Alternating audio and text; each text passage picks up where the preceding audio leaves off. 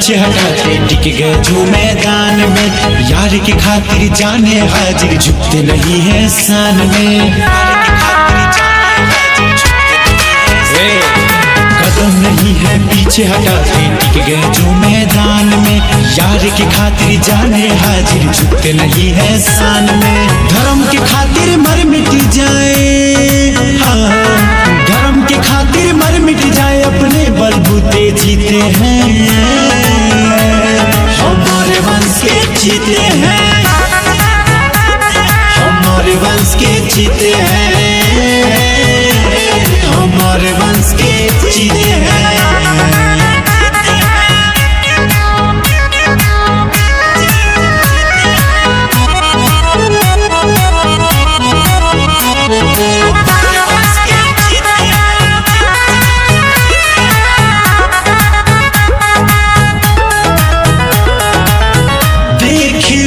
इतिहास से उठाकर वीरों की भारी गाथाएं हैं, वीरों की भारी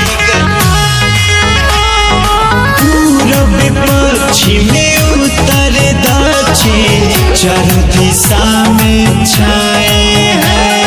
फैन हमारे हो जाते हैं, फैन हमारे हो जाते हैं, जिनसे भी हम मिलते हैं।